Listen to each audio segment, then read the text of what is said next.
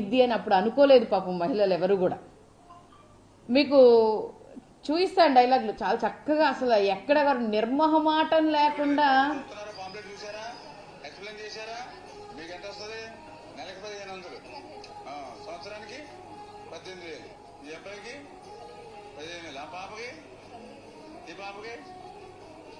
ఈయన ఎవరో గుర్తుపడుతున్నారా అందరూ? మీ ఇంటి ముందు వచ్చే నీకు 15 నీకు 15 అని చెప్పిన వ్యక్తి. అలాగే అసలు సూపర్ 6 లో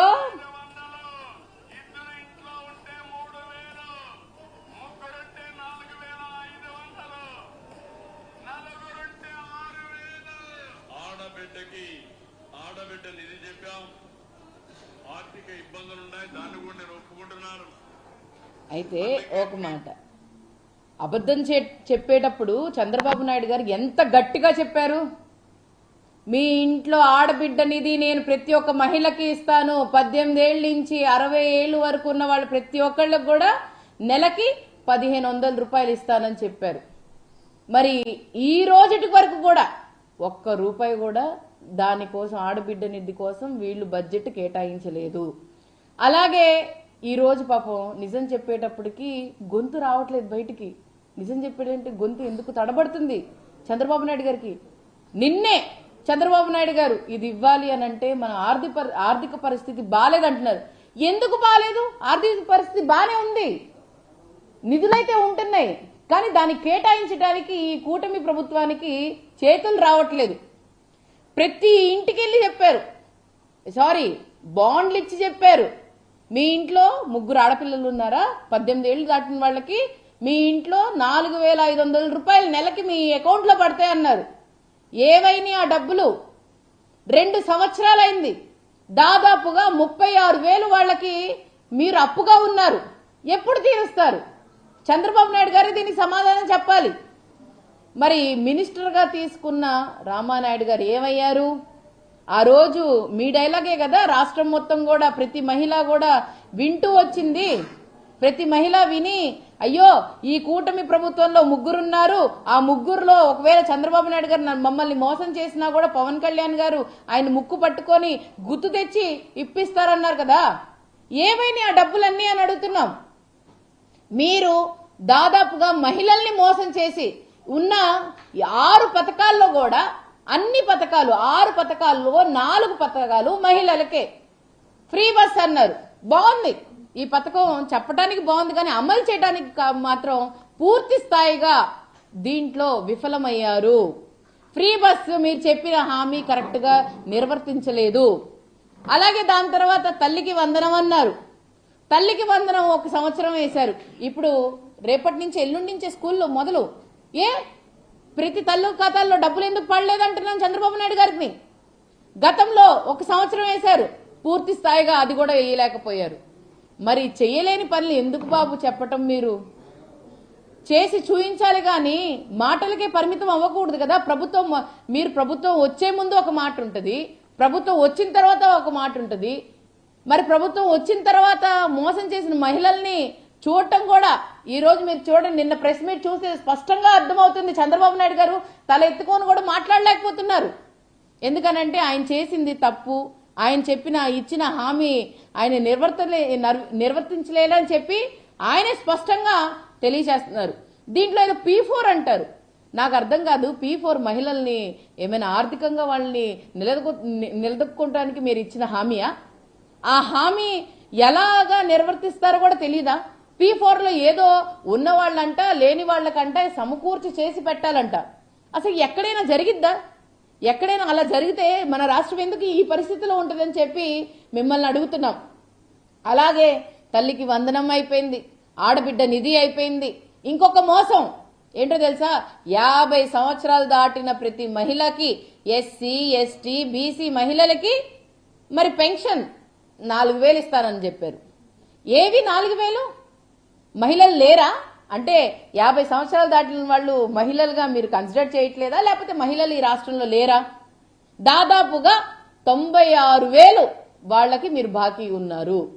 అంటే ఒక కుటుంబంలో ఒక మనిషికి 50 సంవత్సరాలు దాటిన వాళ్ళకి 96,000 ప్లస్ 36,000 మీరు చెప్తున్న ఆడబిడ్డ నిధి, అలాగే తల్లికి వందనం అని చెప్పి దాదాపుగా 15,000 పూర్తి స్థాయిగా ఇస్తానని చెప్పిన డబ్బులు ఏవి ఒక మనిషిని ఆర్థికంగా నిలదొక్కోవడానికి చేయటానికి ఈ రోజు ఈ కూటమి ప్రభుత్వంలో మహిళలు ఏడుస్తున్నారు. వాళ్ళ ఆర్తనాదాలు నిజంగానే చాలా బాధగా ఉంది. ఎందుకనంటే బయటికి చిన్న ఇప్పుడు దాకా బయటికి రానోళ్ళు కూడా బయటికి వచ్చి పనులు చేసుకోవాల్సిన పరిస్థితికి వచ్చింది. ఏంది ఇంట్లో ఉండి ఇంట్లో ఏంటి జరగట్లేదు, వాళ్ళకి ఒక మనిషి సంపాదన జరగట్లేదు.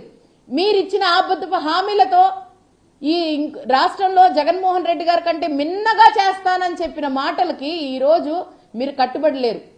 ఒక్కసారి జగన్మోహన్ రెడ్డి గారిని చూడండి, ఈ వ్యత్యాసం ఇక్కడే కనిపిస్తుంది. ఆసరా, చేయూత, చేదోడు, ఈబీసీ నేస్తాం, కాపు నేస్తాం, అలాగే భరోసా, 0 వడ్డీ, ఇవన్నీ పథకాలు జగన్మోహన్ రెడ్డి గారు ప్రతి ఇంట్లో కూడా ఎవరెవరు అర్హతగా ఉన్నారో వాళ్ళందరికీ స్పష్టంగా ఇవ్వడం జరిగింది. మరి మీరు ఆయన ట్రాన్స్పరెన్సీగా ఇచ్చారు. కులాలు, మతాలు, ప్రాంతాలు, పార్టీలు చూడలేదు, ప్రతి ఒక్క సామాజిక వర్గంకి ఇచ్చారు. మీరు ఈరోజు ఏం చేస్తున్నారు? ఒక్క పెన్షన్ కూడా మీరు ఇవ్వలేకపోయారే, కొత్త పెన్షన్లు ఇవ్వలేకపోయారే.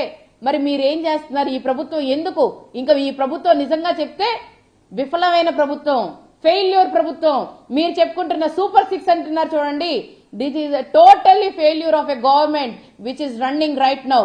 ఇక్కడ జరుగుతున్న ప్రభుత్వం చేతకాని ప్రభుత్వం అని చెప్పి స్పష్టంగా అర్థమవుతుంది. నిన్న మీరు ప్రమాణ స్వీకారం చేశారు. ఈ రోజు వరకు మీరు ప్రమాణ స్వీకారం చేశారు కదా, ప్రమాణ పూర్తిగా నేను ప్రజలకి అండగా ఉంటాను, ప్రజలకి ఇచ్చిన హామీకి నేను నిర్వర్తిస్తానన్నారే, ఏది ప్రమాణం? ఇవన్నీ బోగాస్ మాటలేనా? ప్రమాణం అనేది అబద్ధపు మాటలతోనేనా? ఈ రోజు ఈ ప్రభుత్వం అబద్ధపు మాటలతోనే నడుస్తుంది తప్ప ఎక్కడా కూడా ఒక నిజాయితీ అనేది లేదు. మహిళలకి రక్షణ ఎక్కడ ఉంది? ఈ రాష్ట్రంలో చిన్నపిల్లల దగ్గర నుంచి పెద్దవాళ్ళ దాకా ఎవరికి రక్షణ ఉంది? స్టేషన్లకు వెళ్తే అక్కడ న్యాయం జరగదు. మీ వాళ్ళకి, మీరు చెప్పిన వాళ్ళకి ఒకవేళ వాళ్ళు మోసం చేసినా కూడా వాళ్ళకే న్యాయం జరుగుతుంది. ఎంతమందికి అగాత్యాలు జరుగుతున్నాయో మీరు చూడండి, ఎంతమందికి మోసాలు జరుగుతున్నాయో మీరు చూడండి. వాళ్ళ మీద చర్యలు ఎందుకు తీసుకోవట్లేదు? ఇప్పుడు దాకా మీ ఎమ్మెల్యేలే ఎంతో మంది మహిళల్ని మోసం చేశారు, వాళ్ళు వాడుకొని వదిలేసి వాళ్ళు వచ్చి బహిరంగంగా బయట చెప్తున్నా కూడా, వాళ్ళు వీడియోలు చూపిస్తున్నా కూడా వాళ్ళ మీద చర్యలు ఎందుకు తీసుకోవట్లేదు? వాళ్ళు ఎందుకు సస్పెండ్ చేయట్లేదు? వాళ్ళని ఎందుకు మీరు పోషించి పెంచుతున్నారు అని చెప్పి మిమ్మల్ని అడుగుతున్నాను. ఇదా మీకోసం ప్రభుత్వం, మీ ప్రజలందరూ మిమ్మల్ని ఓట్లేసి గెలిపించింది? ఇవన్నీ చేస్తారనా? మరి ఈ విధంగా ఉంటే దాదాపుగా జగన్మోహన్ రెడ్డి గారి హయాంలో 76 ఎకరాలు మహిళల కోసం, ప్రతి ఒక్క మహిళ వాళ్ళకి ఇల్లు ఉండాలి, వాళ్ళకి ఇళ్ల పట్టాలు ఇచ్చిన నాయకుడు జగన్మోహన్ రెడ్డి గారు. మరి వాళ్ళందరికీ ఇళ్ల పట్టాలు ఇచ్చి వాళ్ళకి ఆర్థికంగా నిలబడడానికి ఈ పథకాలు ఇచ్చి వాళ్ళ కుటుంబాలకి మంచి చేయడానికి జగన్మోహన్ రెడ్డి గారు ఒక అన్నలాగా ఉంటే, ఈ రోజు నిజంగానే మీరు ఒక రాక్షసుడిలాగా ఉన్నారు. ఎందుకనంటే ఆ కూటమి ప్రభుత్వంలో మీరు నిజంగానే న్యాయం చేయలేకపోతున్నారు, కానీ ఆ కుటుంబానికి భారంగా మారింది. మరి ఎవరు చూసుకుంటారు? ఎవరు బాధ్యత వహిస్తారని చెప్పి మిమ్మల్ని అడుగుతున్నాం. అలాగే అమరావతిలో దాదాపుగా జగన్మోహన్ రెడ్డి గారు 50,000 మందికి అక్కడ ఇళ్ల పట్టాలు ఇప్పిస్తే వాళ్ళకి ఇప్పుడు దాకా కూడా సమాధానం ఇవ్వలేదు. దాన్ని క్యాన్సిల్ చేశారు.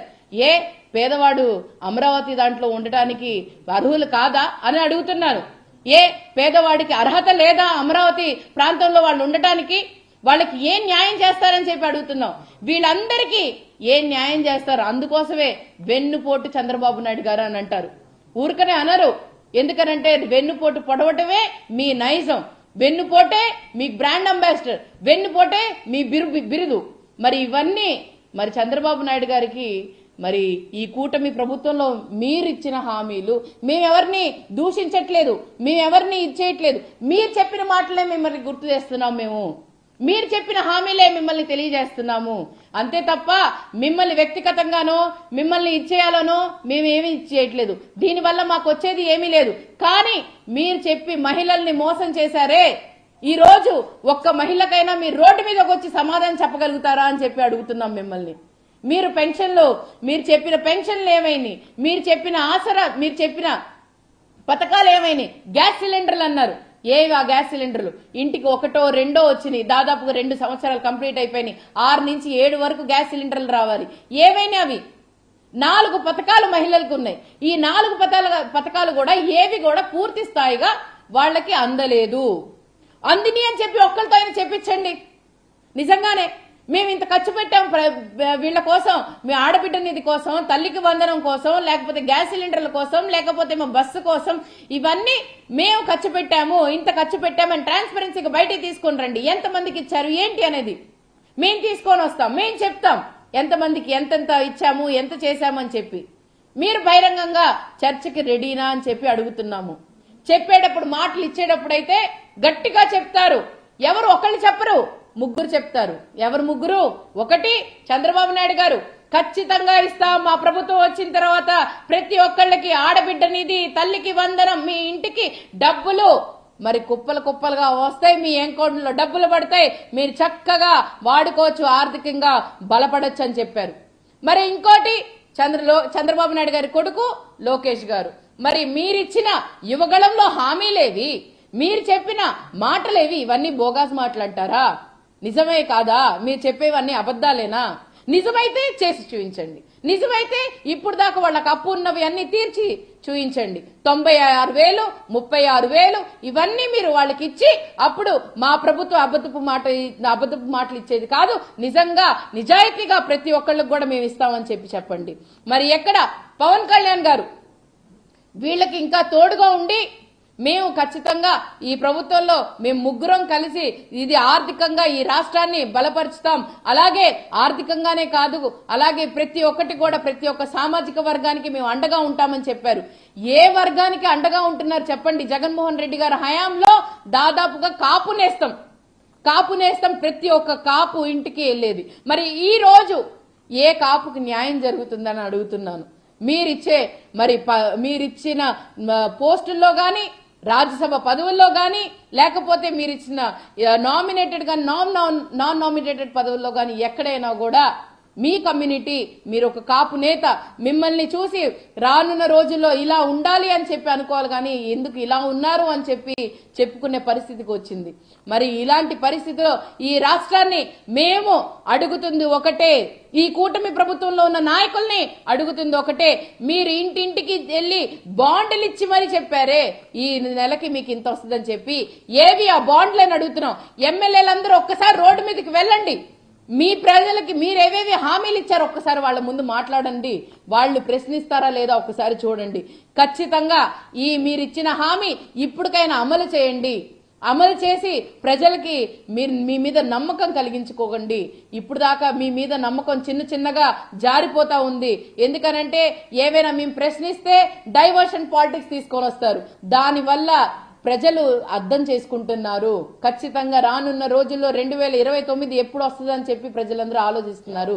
ఖచ్చితంగా జగన్మోహన్ రెడ్డి గారికి మేము మద్దతుగా ఉంటాం, జగన్మోహన్ రెడ్డి గారిని సీఎం చేసుకుంటాం, మా అన్నని మేము గెలిపించుకుంటాం అని చెప్పి ప్రజలందరూ కూడా వెయిట్ చేస్తున్నారు. మీరు ఇచ్చిన హామీల మీద మీరు కట్టుబడి ఉండాలని, అలాగే ప్రతి ఒక్కటి కూడా మీరు ఇప్పుడు తల్లికి వందనం అని చెప్పారు, ఇప్పుడు దాకా కూడా దాని గురించి ఇంకా బయటికి రాలేదు. స్కూళ్ళు రేపు ఓపెన్ అవుతున్నాయి, ఇప్పుడు దాకా కూడా వాళ్ళకి పుస్తకాలు ఇవ్వలేదు, ఇప్పుడు దాకా వాళ్ళకి బ్యాగులు ఇవ్వలేదు, ఇప్పుడు దాకా వాళ్ళకి యూనిఫామ్ ఇవ్వలేదు.